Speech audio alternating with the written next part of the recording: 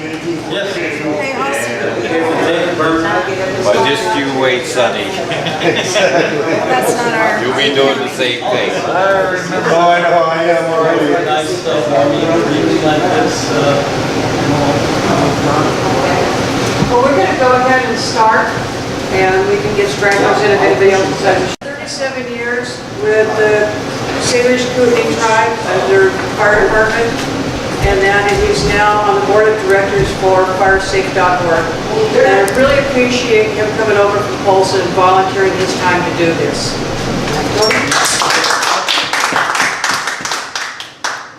Thank you, Liz. Yes, I'd like to say good evening to everybody on this beautiful evening, and really appreciate your interest. It's a very important subject, and it was a big part of my career. I worked for the Forest Service starting in the early 70s while I was going to college, and then got a job with the Bureau of Indian Affairs, which later taken over by the tribal organization. So 37 years working in forestry and prescribed fire. I was a prescribed fire officer for quite a number of years, and even the fire management officer there towards the end of my career. There's a lot of organizations in Montana. Things have changed over the last 10 or 20 years. I think the whole emphasis has been on assisting interested homeowners in information on how to best make their home defensible against wildland fire. I know it's kind of periodic, but over the last 15 years, we're getting more fires, we're getting hotter weather. Our fire season is expanding. It starts earlier in the spring. It goes clear in October, even November a little bit with high fire danger. And we are at risk because we have our homes that are in the forest, or they're out there surrounded by agricultural lands, which are a risk in the fall. And it's random things like lightning or accidental starts. Like this last weekend, we had 20-some fires, accidental starts from railroad trains. It just shows you how dry things have become. We had one of the wettest winters and wettest springs. We thought we were really sitting up good, and then it just turned the tap off.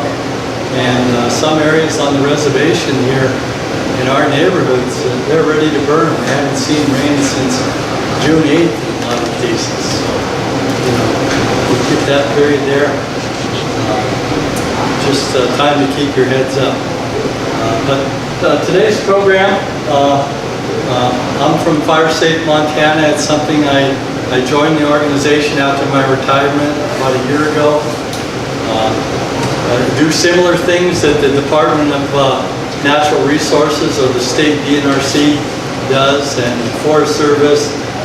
There's a lot of organizations out there, but ours is one that kind of focuses in on the system and the things you need to look at, how you assess your danger for your house and your outbuildings from burning, and what you can do starting tomorrow morning to really help make your home defensible, make it a place where firefighters would be safe if they were there to defend it. And we'll talk a little bit, it doesn't cost very much, and this system approach, you know, it may be valuable in that you make your place survivable.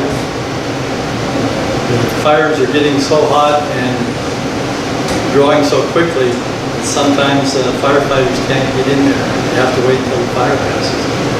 You know, some of these things that we're going to talk about may make your home survivable. You can do all the work. You can turn on the pump or the water sprinkler, and you can leave and let the fire pass, and your home would have a good chance in most cases, not all cases, in surviving. So I've got a PowerPoint for about half an hour or so, and then I can take questions and we can talk about the publication. course, my introduction went a little bit too long. I gotta figure out how to get back into the, right.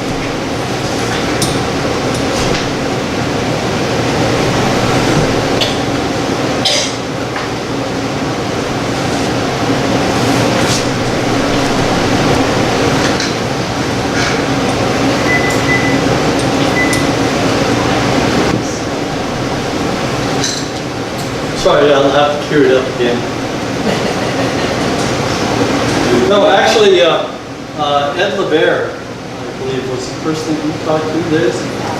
Said you had an interest for the community, through the library board, through the council, or whatever, and some interest.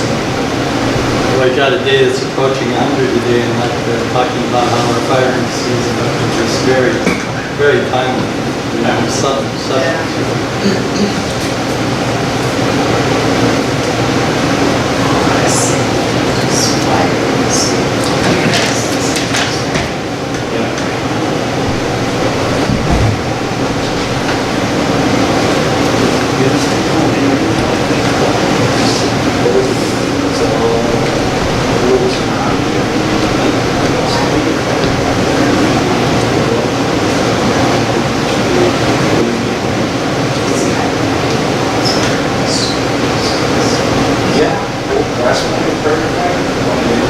Okay, can everybody see the slideshow? Okay.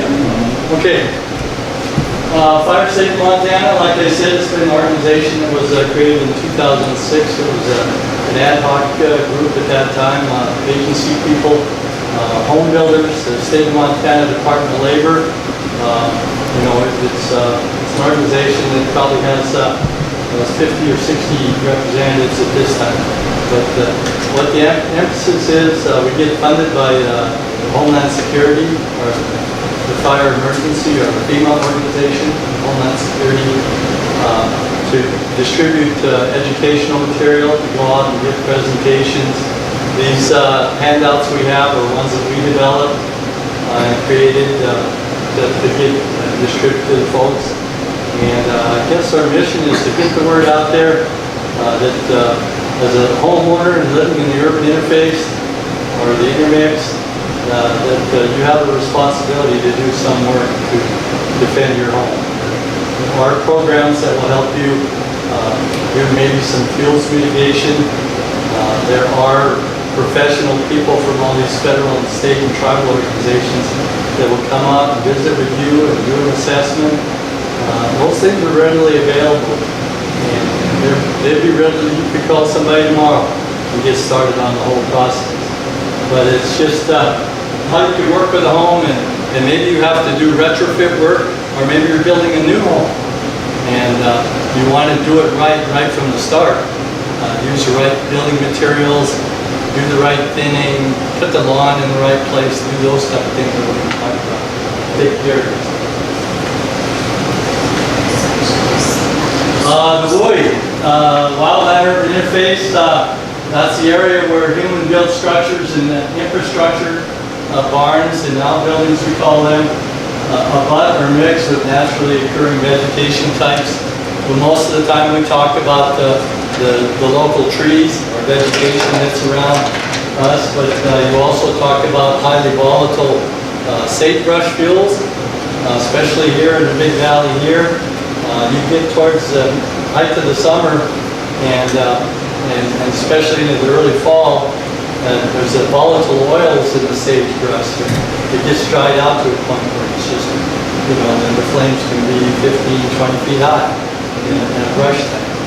Or we talked about just the regular grass and the grass, especially when the wind is blowing the fire. It's a wind-driven fire, and just the grass fire can endanger your home. We choose to build out of town, have our little bit of forest, or have our solitude, some isolation, and it's our choice, it's our land, and it is a good place to live there, but you have responsibilities to yourself and to your neighbors too, if there are some dangers out there, to do the proper work. This map kind of washes out. This map is from the state of Montana, an effort they did several years ago. It shows where the urban interface is. It's kind of the brown colors scattered through, and then the red ones with the red highlights are more volatile fuels or heavier fuels, and it's probably a higher danger. You can see up in northwest Montana at Sanders Lake, Mano County, it's mostly in the valleys or in the forest that's abutting the valleys, and we're building in the urban interface more and more, and it continues to be a big problem that we can all work on collectively. Since 2015, in the last 2 years, the statistics are common in showing that we continue to choose to build new homes in the wildland interface. And actually, 72% of the building permits in the last, in 2015, are following that same trend. They're choosing to build in these areas that can be very volatile, can burn very severely when we have high fire danger. Oh, and by the way, the east side of the reservation, we keep these indices on what the fire danger is. We start in April, and then we track the weather, and then we follow a chart, and we're up to very high fire danger on the east side, and we're up to very high to extreme on the west side, which is typical, because this is very dry. This is a little desert area here. One of the driest and hottest places in the state is down at Perma for the hot, and up at Lone Pine for the dryness. It's very surprising. It's got a little desert condition. Montana has one of the most severe wildland fire problems in the country because of this issue of people building in the wildland area. Our population centers are in wooded areas. Our bigger towns, Billings, Bozeman, Missoula, are in these forest zones. These dry open valleys. And the vegetation, we've excluded fire professionally, and we have a lot of fuels to build up. That's been a decision that the federal government has made, and we're trying to catch up with it now. In some areas we should have had 5, 6, 7 fires over the last century that cleared the brush out, and those fires didn't happen, so all those fuels kept building and building. And then when we do get a large fire, like we get almost every summer now, it burns rapidly, it burns with great severity and great danger to our firemen. Topography, we have steep ground, we have a lot of chimneys, narrow ravines, it funnels the wind, forces the fire to accelerate and speed. You got a really heads-up situation. And I don't know if you buy into climate variability, whether we're going through a cycle of warmer weather, or whether you believe that science is saying that human effects is changing the local climate for us, and that over the next half century we could have greater temperatures, a lot more fires, a lot bigger fires. Either way, we're in a serious situation with climate overlaying everything else that we have to work with. Fire isn't a matter of if, wildland fire is a matter of when. It could happen and affect you and your home. Between 2000 and 2014, Montana wildfires burned over 5 million acres. Last year was one of our slower years. We only burned 200,000 acres. But our average is well, approaching 2 million. And I think we burned almost 3 million acres back in 2007 because of all that.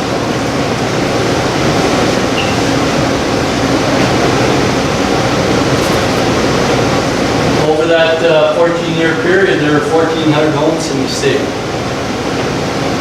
And, it kind of sneaks up on me. We had the Roaring Lion fire last year west of Hamilton, and they burned 15 homes. But you get a dozen homes here, you get 2 dozen homes down in Billings. 2012, we got over 50 homes down at Lame Deer on the Northern Cheyenne Indian Reservation. It's all parts of the state that share in these losses, these risks that we're up against. And the losses continue to increase. We have a lot of success. We don't talk about the 20, 50,000 homes that were saved, but we do have the 1,100 homes that were lost. And the cost of the firefighting over that period is what's really changing the way that we fight fire. It cost $1.2 billion for a 15-year period. Now nationally, it's wildland fire stretches or puts a big stretch on our federal budget. We're spending $2 to $3 billion per year on average. It's starting to break the whole system. And we can't pay for the firefighters. We don't have enough firefighters.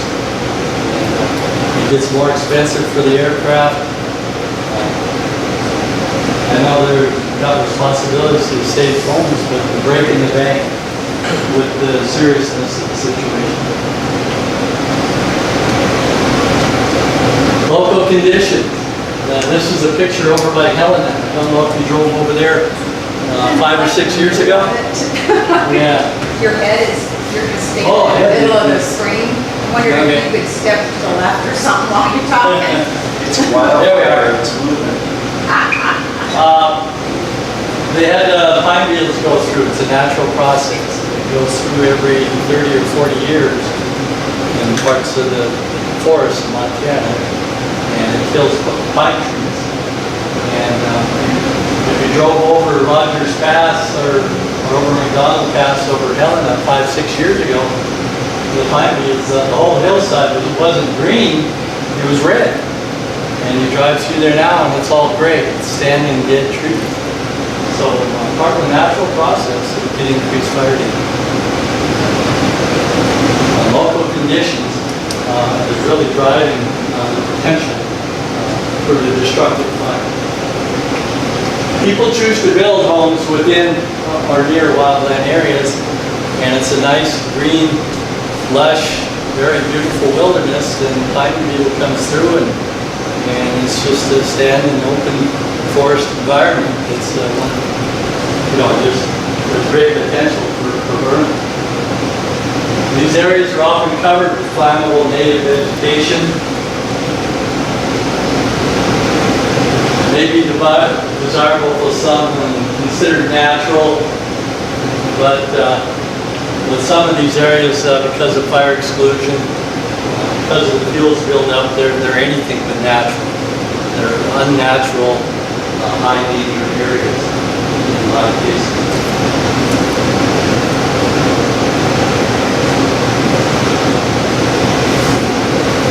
Montana is blessed with a beautiful mountain scene. Wilderness, it's got primitive areas, recreation, it's got national parks. Forests are very predominant, like the wide valleys that we have here on Bitterroot, Mission Valley, over here in the Hot Springs Valley are quite common and very desirable place to live.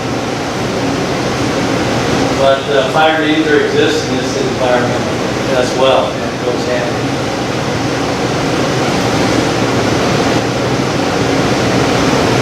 Talk about spot fires, fire brands, and embers. There's several ways that the heat of a fire is transferred. you've got the fire burning on the ground intensively, and it's getting bigger, and you've got the trees, so it goes from the brush, and it follows a ladder of fuels, higher brush, up into the trees. And when you create all of that heat, it has to transfer. The heat has to transfer. It uses several methods. The most common one is convection. That means that heat, and you get an indraft of of oxygen to feed the fire, and it goes up, it convects up like a chimney situation. It's a very rapid process, but you've got a lot of unburned material and embers in that fire, and it gets swept up in this convection, and it's carried high to the ground, and it spreads out, and spreads these embers into unburned fuel hotspots. And if you have a high gusty winds up, I've been on some fires where the convection carries the partially burned material up, high winds catch it and carry it over a half a mile, 3/4 of a mile forward or ahead of the fire front. And it really plays into the great rapid increased size. So the unburned material is lifted into a convective column, settles on homes and vegetation far ahead of the fire. Wind, like I described, plays into this. And it transfers heat, it transfers the embers, it gets swept up in the general winds or the gusty winds or the winds that are coming out of the thunderstorm that might be affecting and carrying spot fires well ahead, considerable distances, long-range spot. Next we need to talk about why does one home survive and the next one doesn't. You can see this one home, basically the same fuels. I don't know what the material was of the home that burned in the foreground, but in the background that home survived for a variety of reasons. Probably work that was done, defensible space. There is some randomness to it, but really it's the work that you can put into your home to make it defensible or survivable is the principle. The home that survived, more preparedness work. The homeowner may have taken the time, spent a little bit of money to prepare his home for a summer fire. May have went out and cleaned out the yard. They may have had a vehicle parked next to the house and moved that safely away. You know, anything that might catch these fire brands and things like that. He may have done some work on the shoulder seasons outside of the fire season. You know, he might have changed his rotten spots on his deck and put good wood and painted them up and cleaned out underneath the deck. You know, those are a lot of little things that we're talking about with this preparedness. That's one thing that may have made that home survive. Topography, you know, sometimes it depends on the way the fire presents itself, whether it's from a downhill position and is coming up a steep slope, or whether it's above you and just slowly creeping down.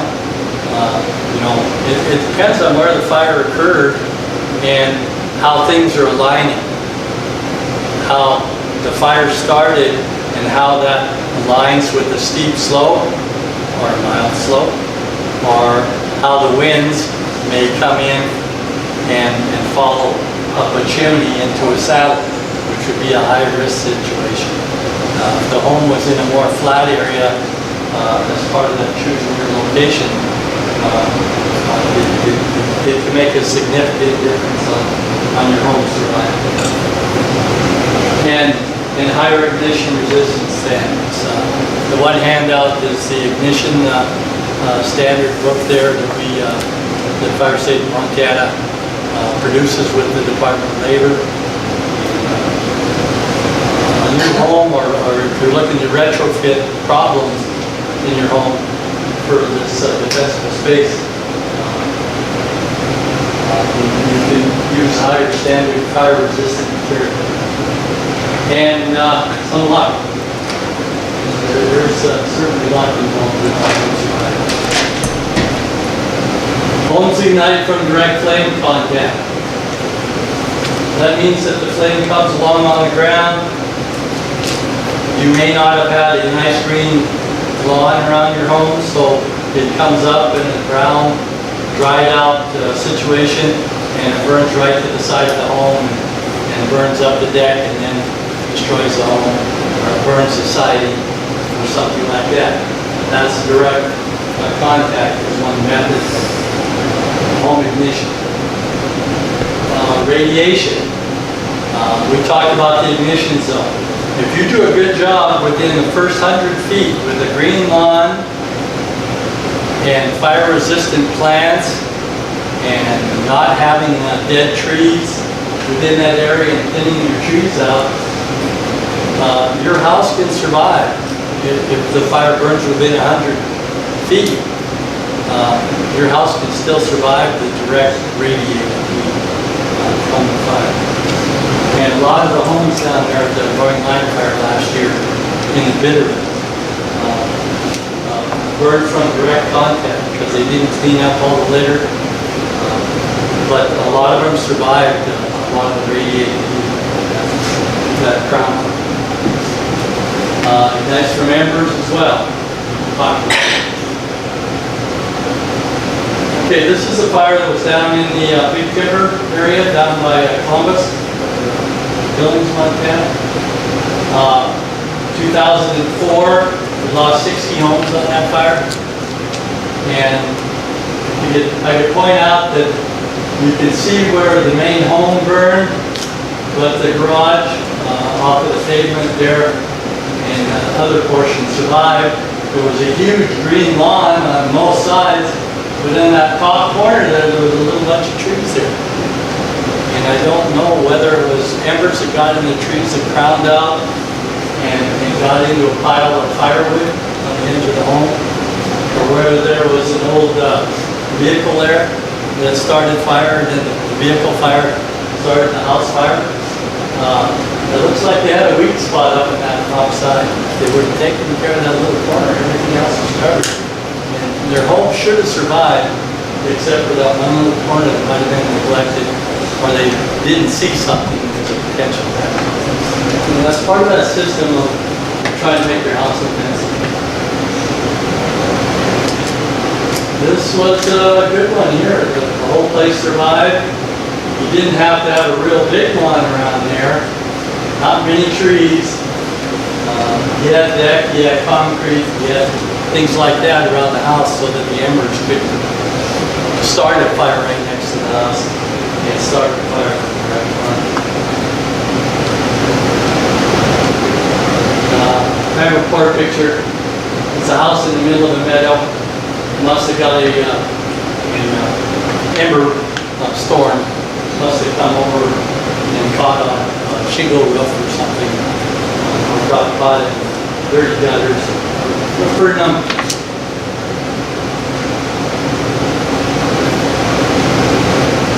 Now, survivable space under FireSafe Montana, and you asked for firewise. You've got a handout on living with fire. There's fire adapted communities. There's enough is enough campaigns. There's ready, set, go. If you go out there and Google, you're going to find dozens upon dozens of different programs. But you know, all of them follow a systems approach to get the proper work. Most highly probable to survive. This is a borrowed one. Yeah. I would say that this bunker on the coast of Normandy is probably something that could survive, but it's certainly not something that we do or we call a home. We do have many methods that can be highly effective today. Least likely to survive. Can you see a house that's completely surrounded by vegetation? It's got ponderosa pine branches over the trees. It's got a cedar-shaped roof that's covered with pine needles. The gutters are full. This is downtown Helen here. Well, this could be downtown Hot Springs. I forgot to mention that when you're talking about urban interface, that means you have homes that are built within or next to vegetation. The only urban interface areas on the reservation are Jocko Valley east of Arlee, Evero, and the town of Hot Springs. You have the forest to the west of you that comes straight into town and through town. It's not the case in Polson, but it is with the areas around the lake. Not the case in Ronan, maybe Valley. This work doesn't mean it has to be out of town. You may have some work that needs to be done in town for the possibility. We evacuated Camas Prairie 3 times from 1994 to 2000, a 6-year period. We had the Henry Peak Fire came over from Forest Service. The Boyer Fire came over from the Plains, and the Clear Creek Fire above Burma burned on the reservation for 35,000. We had the Chippy Creek Fire just 10 years ago, 100,000 acres. It made a 15-mile run in 2 days to get onto the reservation. It was 100,000 acres, and we had to evacuate all those folks around Hubbard Reservoir for quite an extended period of time. That was the largest fire we had in Montana since 1935. This is your neighborhood. We're kind of a catcher's mitt for the forest down back behind us. So just say that. But this house wouldn't survive if you got even a halfway moderate fire. This is an example of a survivable home. One of our members of FireSafe Montana, half a mile out of Helena. Engineer, he retired, and he went and researched through FireSafe Montana. He built this home that's made out of rock and stucco. There's no wood, there's metal trim on it. He's got a very nice home there, and I guess his garage is even better. Instead of building right into timber, he built right on the fringe. He only had to do some light thinning on it. And you can't see it by the picture, but it's got fire-resistant plants, that hold moisture like aspen. Holds a lot of moisture. It's very good if you're going to put trees around your home. Get deciduous trees, especially like poplar and aspen. But he did have a very dangerous tree, and that's a juniper. You don't want a juniper within 100 feet of your home. And it burns like a Roman candle. I don't know how many homes I've seen in the last few years. It's a small group. Those trees. Survivable space. Location, location, location. If you're building a new home, stay out of the saddles, stay out of the chimneys, steep chimneys. Try to look for a flat area. Don't build at the very top of the very steepest situations. There's also the worst critical conditions of fire risk. And if you already have a home, there may be a problem, then do the extra work, the fuels work, the fuels mitigation, the thinning, the piling, burning the piles, to help your location better situation. Mitigation, mitigation, mitigation. Ed LaBerre, who you talked to, he's one of many programs in western Montana that have money available. That if you contact them, they'll come out, they'll do an assessment on your home, they'll make recommendations on the thinning or mitigations, and the mitigations of changing your landscape plants, things like that. And in some cases they have money available where they can do a cost share match. Like up in Lincoln County, I think they'll pay for 75%. Homeowner pays for 25%. It's really costly. Lake County doesn't have a program. Sanders County does have a program. It actually has a program where they'll treat up to 2 or 3 acres, and it's the landowner pays 10%. The county will pay 90%. It's a short window, but if you're interested, now is a good time to talk to your folks in Mineral County and Sanders County, because there are opportunities to get some cushioning system. With my profession. When you say they will treat up to 2 or 3 acres, what do they use to treat it? You need to treat something, use some kind of retardant or chainsaw? Be chainsaw to thin the smaller trees out or separate trees in the clump. If you've got larger trees, they could get you connected with a state extension forester and maybe have a small timber sale. They'll help you with the contract on that or get you in contact with bonded contractors that specialize in that type of work. You know, there's a lot of assistance there, and they're certainly patient and will spend the time to explain the program and help where they can. Did you mention the name of the one in Sanders? Yeah, at the end, I'm going to give the phone numbers out. It's Bill Nagley is the emergency operations management representative. Okay, this is a picture just out of Polson. That's your urban interface. Look at how heavy and dense those trees are. And what do we got? 30 mailboxes there? Yeah. We got something there. It's something that certainly gets the attention of people that are encouraging and promoting fuels work, and the fire chief and the firefighter. That mitigation work, because we haven't had fire here, a lot of the duck furs coming in underneath Ponderosa Pine, things are getting very dense, and the fire potential is getting greater and greater with each year. Go in there with thinning people, we do some separation. We leave Ponderosa pine trees preferably. We take out Doug fir because they're more flash and fuel. We'll pile things up. And, you know, that's some other places out of Washington. You know, they followed all of these defensible space, survivable space principles. Still on a nice forest. It's not wilderness, but, you know, it's a good, pleasant forest situation that can be defended. Ignition-resistant materials and systems. And if you do the work and if you made the investment, you need to do the maintenance for the rest of the time.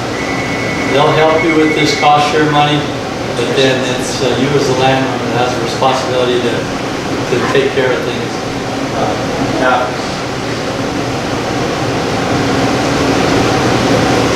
Slopes and chimneys, you don't want the home in the saddle or a chimney at the top of the slope or a slope with ladder fuels that goes into a ground fire. These are considered dangerous areas. If you're looking to build a new home, you really should look at avoiding those situations. If you are in those situations, do what mitigation work you can. Change some of your building materials. You can consider that and try to mitigate that. We're thinking in terms of zones around the home, starting from the home going out in a certain distance. Zone 1 is that primary space adjacent to your home. It's called the ignition zone. You want to use fire-resistant plants here. You want to keep a green lawn through the course of the fire season in there. And you want to put those aspen trees in there, rose bushes, that ignition zone, that white one there. It's got 2 pages of natural, Montana natural grasses and brush and trees that are resistant because they hold more moisture and don't burn as readily. secondary buffer zone is in zone 2. And then in that zone 2, you want to do some of that separation of the trees. Thin it out so you don't have a crown fire situation where the fire can go from the crown of one tree to the other crown under high wind. And in the outer transition zone, you can leave a lot more trees out there. Just make sure that you keep that area healthy by cleaning up any dead trees or down trees that you may have. And in the fourth zone, just push some openings in there to try to keep it more open.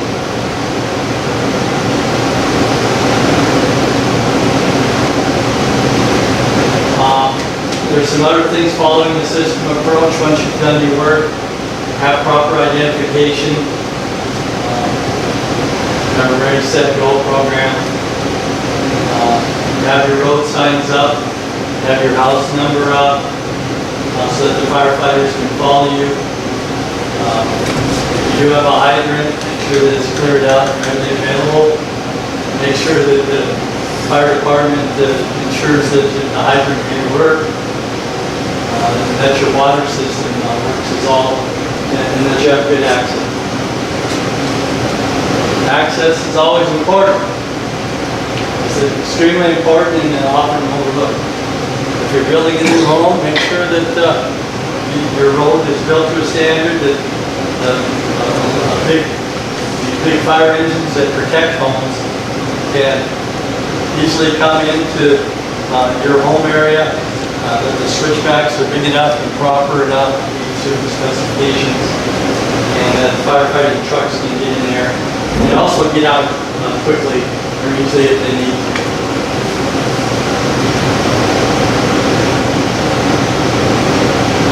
Keep roadways free from overhanging vegetation, fence posts, and signage that's not needed.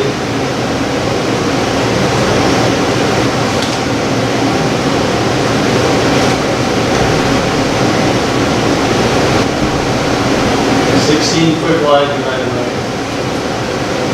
You can mitigate to that also. Special considerations. The Ready, Set, Go program talks about doing the work and getting ready to go, and that means putting all your valuable materials and pictures and keepsakes in boxes so that if there is an evacuation that happens suddenly, all you got to do is you'll know where everything is, you go in and get it. Set means that you pay attention to the local situation, that you know what the weather is, whether you have a red flag warning for high fire danger.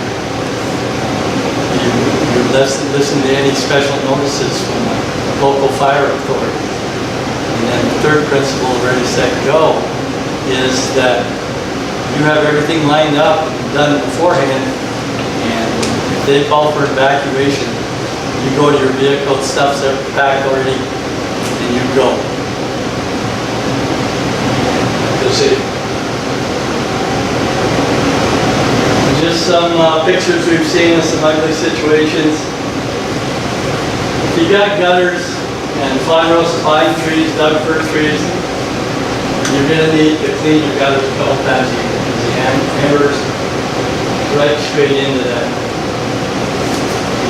And then right straight into the roof. Your house is down to just a stark basement after half an hour. That correct flame contact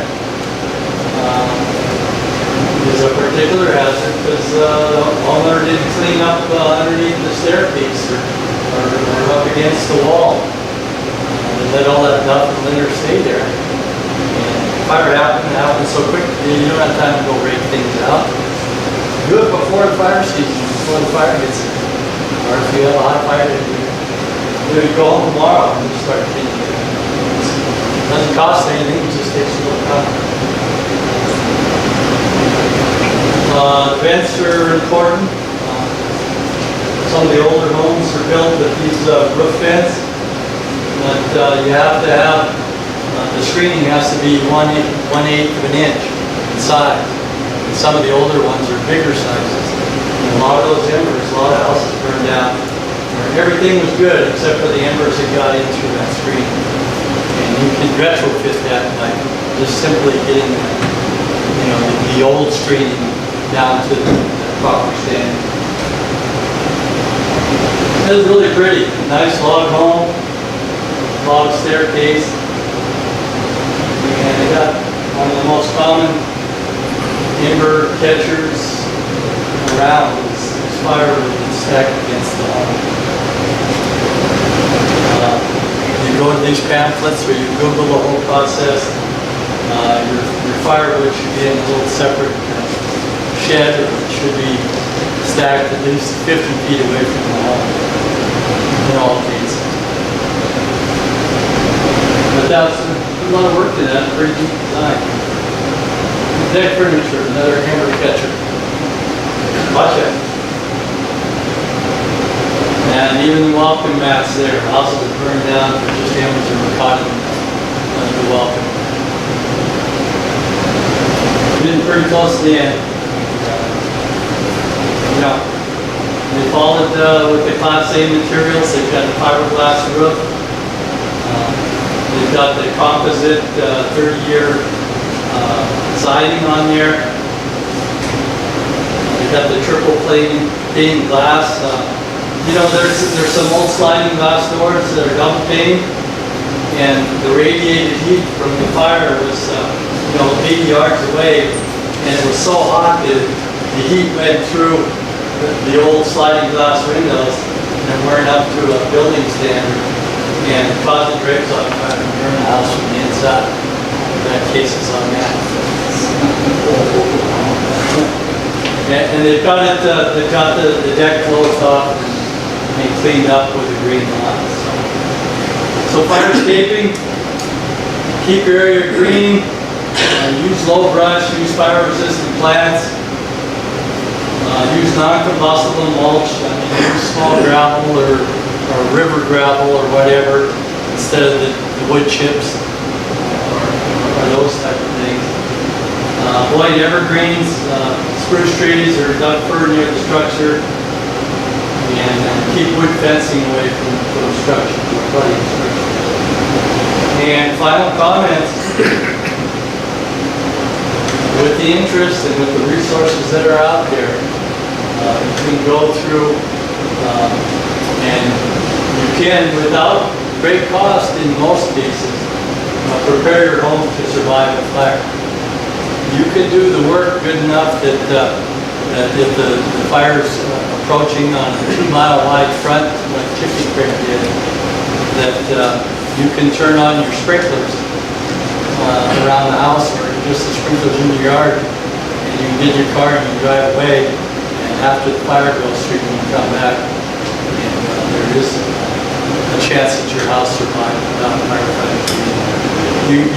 You can't depend that there's going to be a firefighter around every home or even your home under that chaotic fire defense situation. Assemble an evacuation kit. Work as a community or neighborhood where you can. Pool your resources. Do it as a community effort. It's collaborative. You may be able to get community grants. You may be able to do extra work. You may be able to do work to clean up vacant lots. There's a lot of things they can do with the power of collaboration, especially driven by leaders in the community. The champions of the community can make a big difference. Pets and livestock, take care of them. Know your fire emergency call systems. Evacuate early, don't wait till the last moment. Make sure you have the signage and accessibility taken care of. You get a lot of peace of mind if you really put some extra work in the shoulder seasons are starting. So that's pretty much what FireSafe Montana has to share with you or talk about.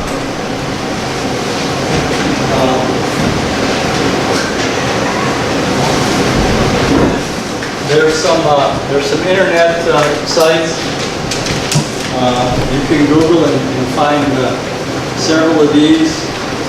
Great information for the local area, for the Red Cross. FireSafe Montana, we've got lots of copies. There you go. One more for Linda. She wants to do that. Okay. Oh, she just said that. She did that. I have a question about, in town here, there's, people have propane. What kind of, what does that look like? How does the propane tank behave if it gets too hot, or is that much of a, you know? Well, they're built with a safety valve because they do burn. But sometimes the safety valves malfunction, so they can be a danger, but you can be a lot farther ahead of it by keeping the vegetation clear. In case there's a fire coming and you do have gas, should you go out and turn off the gas before you evacuate if you have to evacuate? Yeah, definitely. Okay. Yeah, the fixture's into the house too. If you have any plastic or rubber. Yeah, things, there's a fixture in the main line that you can shut off. Do they still do CERT in Montana? CERT? Do what? CERD? Do they still have CERT teams in Montana? CERT teams. Community Emergency Response Teams? Do they still do that? Oh, yeah, yeah. Out of the bigger communities, I would think that would be part of the response, but that those teams would have to come out of Missoula or Cal State. And certainly don't have that capability of pulsing Minnesota. Any requirement when you're going for a building permit for issue? Well, the county, each county has a little bit different on their specs. A lot are common, but a lot, on the details. I think if you live out of the city limits, I think there's more specs and requirements inside town for a permit and to meet certain specifications.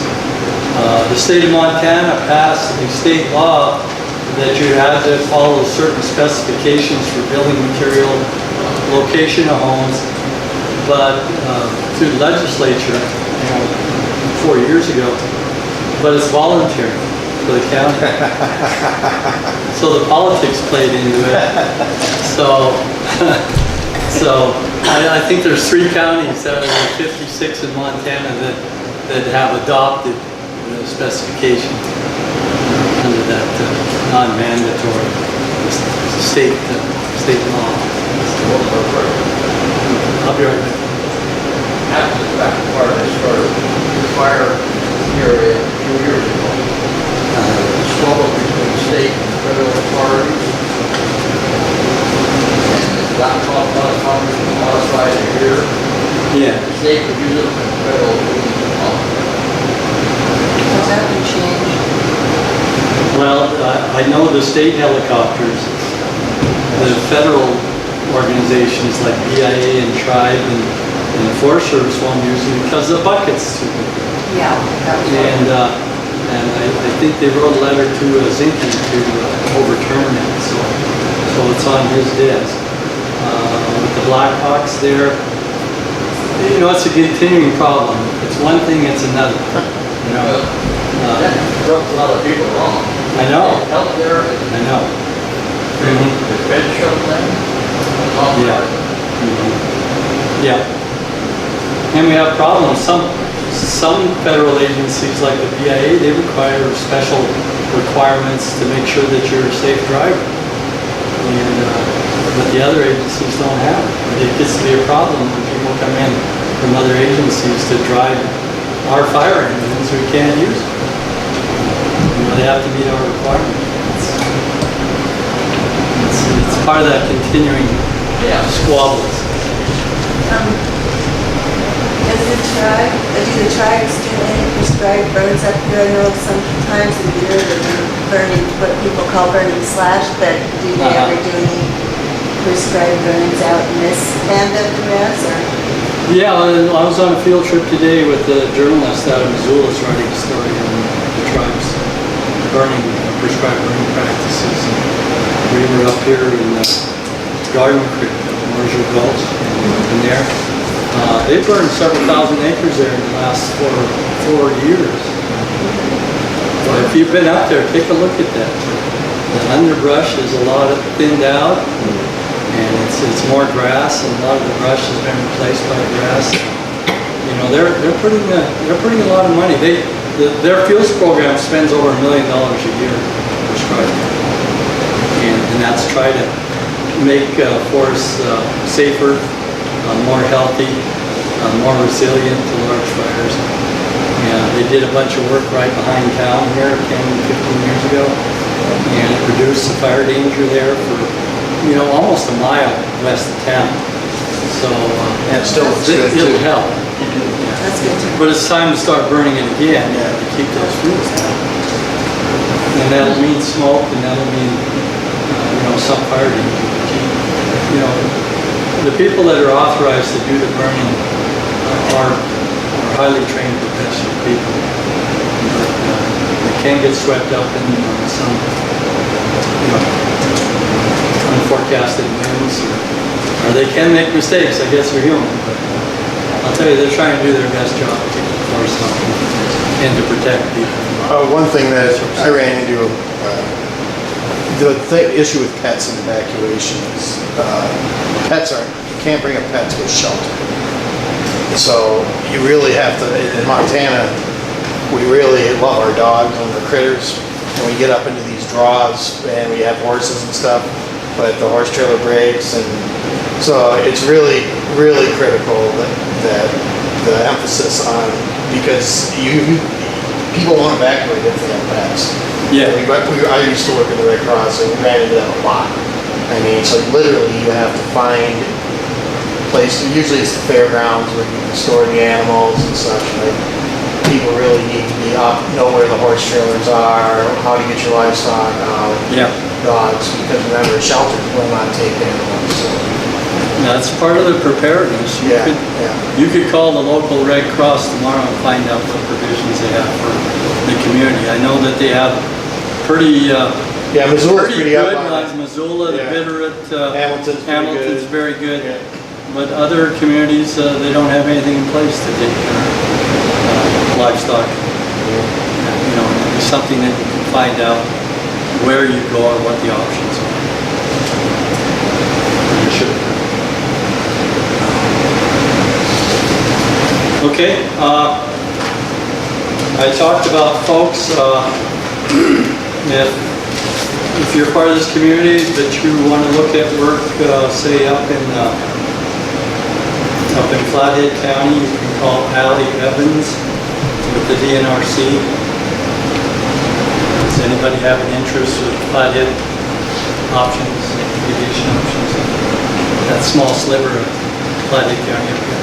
Okay, for Sanders County, that program is run by by Sanders County, and Bill Nagley is the OEM of the Office of Emergency Management person. He has the program for Sanders County, and his office number is 827-6955. And he's got a couple of foresters that work for him out of Plains. And a fellow named Rick Carlson is a retired field specialist for the Forest Service. He does larger areas, like 10 or 20 acres. And with that, but the cost, that real generous cost share is for 3 or 4 acres. And that's handled by, through Bill Napier as well.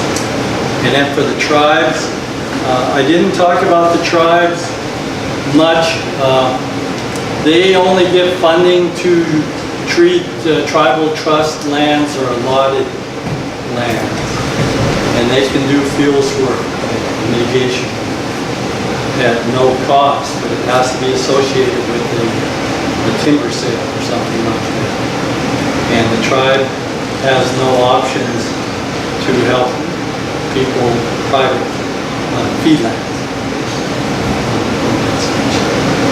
But if you give CT Camel a call there, I think he'd be willing to send folks out to do the homeowner assessment, and he might be able to help you with other tribal or non-tribal options. But I think the best one you got going here is Nagler. I know that they have several $100,000 right now to do the work. I don't know how long it'll take them to work through the process, but they'll respond and come out and start with a good visit.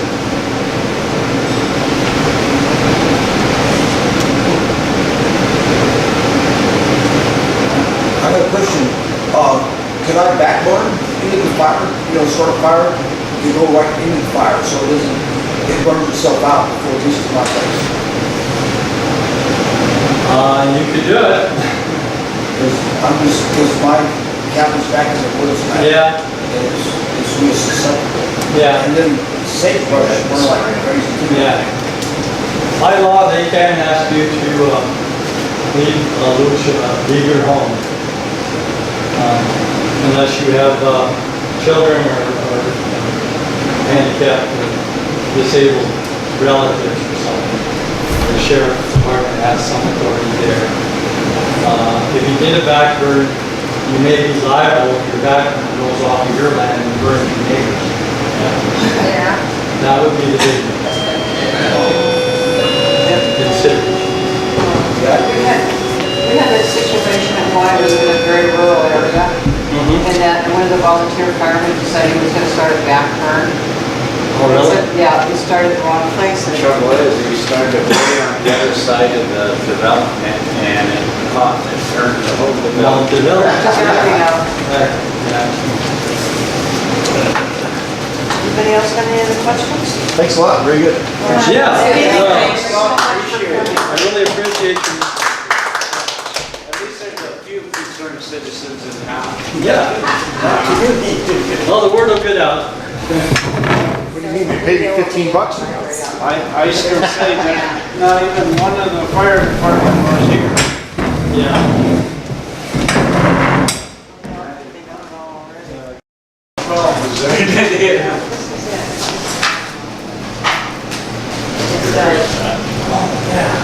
How do you,